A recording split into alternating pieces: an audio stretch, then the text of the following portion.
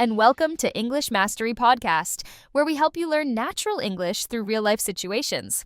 I'm your host, Megan, and I'm super excited about today's episode because we'll be exploring something we all do, shopping at the mall. Hey everyone, Adrian here.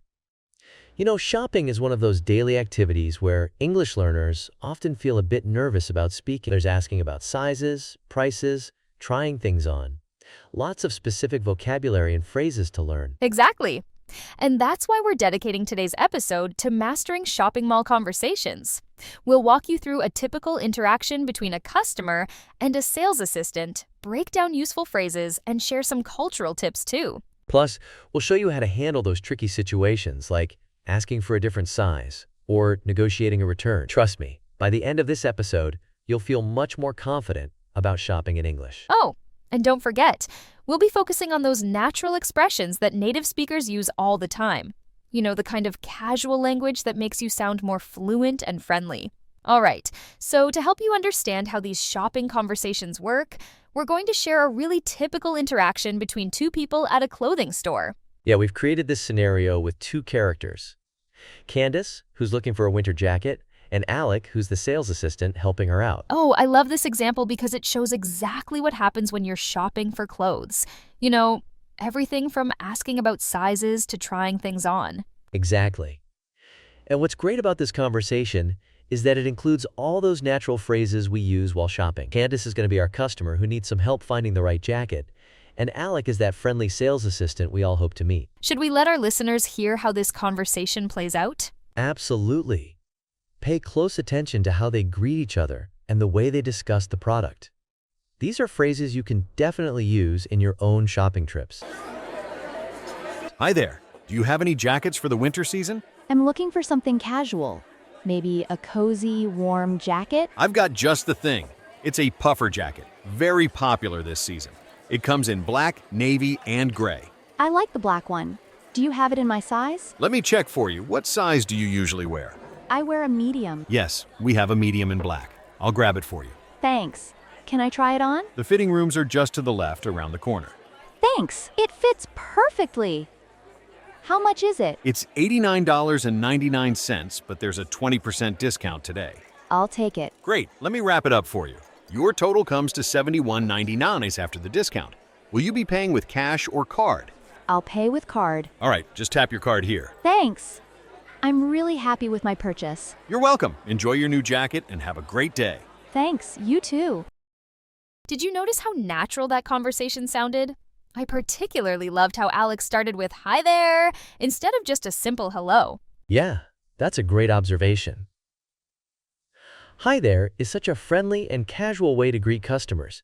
It immediately sets a comfortable tone for the interaction. And I noticed Candace used really specific language about what she wanted, saying cozy and warm instead of just asking for any jacket. Exactly. Using descriptive words like that helps the sales assistant understand exactly what you're looking for. Another key phrase was when Alex said, "I've got just the thing." That's such a natural, enthusiastic response you'll hear a lot in stores. Oh, yeah. And what about when they were discussing sizes? The way Alec asked, "What size do you usually wear?" That sounds so much better than just asking, "What's your size?" Definitely. It's more polite and less direct. And did you catch how they use shorter responses to keep the conversation flowing? Like when Candace simply said, "I wear a medium." It's clear and to the point. The whole exchange about trying on the jacket was really smooth too. Candace didn't just walk away. She asked politely, "Can I try it on?" Right. And notice how Alec gave clear directions to the fitting rooms. That's something you'll often need to understand when shopping, following directions in a store. Now, let's talk about those little phrases that make conversations flow naturally. Like when Alex said, "Let me check for you." That sounds so much more helpful than just saying, "I'll check." Absolutely. These filler phrases are really important in English. Things like well, and just make our speech sound more natural and friendly. Oh, yeah. And I noticed how they used different ways to express agreement. Like when Candace said thanks instead of just saying okay every time. That's right. And did you catch how the price discussion was handled? When Alex said, "Your total comes to," that's such a common phrase you'll hear at stores. The payment part was interesting too. Instead of saying, "How would you like to pay?" Alec asked, will you be paying with cash or card? It's more specific and easier to answer, right? Exactly.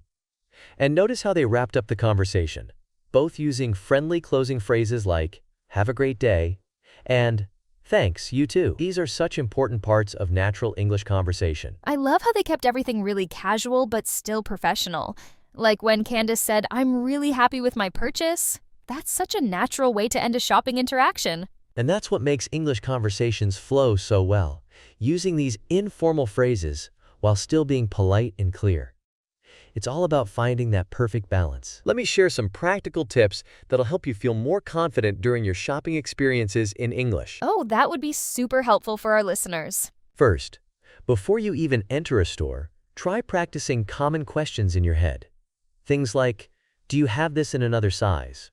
Or, "Is this on sale?" These are phrases you'll use again and again. Right. And what about when you're not sure about something? That's a great point. Don't be afraid to ask for clarification. You can say things like, "Could you repeat that?" Or, "Sorry, I didn't catch the price." Shop assistants are usually very understanding. And you know what I find helpful? Having a few go-to phrases ready when you need time to think. Exactly. Phrases like, "Let me think about it," or "I'm just browsing," are perfect for those moments. They give you a bit of breathing room while still keeping the conversation going. What about when you want to try something on? Well, instead of just asking, "Where's the fitting room?" try using more natural phrases like, "Could I try this on?" or "Are the fitting rooms open?" Remember, it's all about sounding friendly and polite. These are such great tips. Any final advice for our listeners? Yes, practice makes perfect, but start small. Maybe begin with just asking about prices or sizes. Then gradually work your way up to more complex conversations. And remember, most shop assistants are there to help you, so don't feel nervous about making mistakes. Well, we've covered a lot of useful phrases and tips today for shopping conversations. We sure have. And remember, everyone starts somewhere. The key is to keep practicing these phrases until they become natural. Exactly. And you know what I love most about shopping conversations? They're perfect for practicing your English because they follow a pretty predictable pattern. That's right.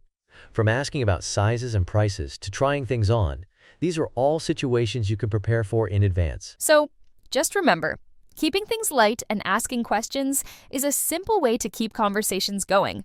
Don't be afraid to use those phrases we discussed today. Yeah, and don't stress about sounding perfect. It's about connecting with people and getting your message across. Before we wrap up, what's your #1 tip for our listeners, Adrian? Just go for it. Every shopping trip is a chance to practice your English in a real-world situation. That's perfect advice. And on that note, Thanks for tuning in to the English Mastery Podcast. We'll see you next. bye everyone, and subscribe our channel for videos.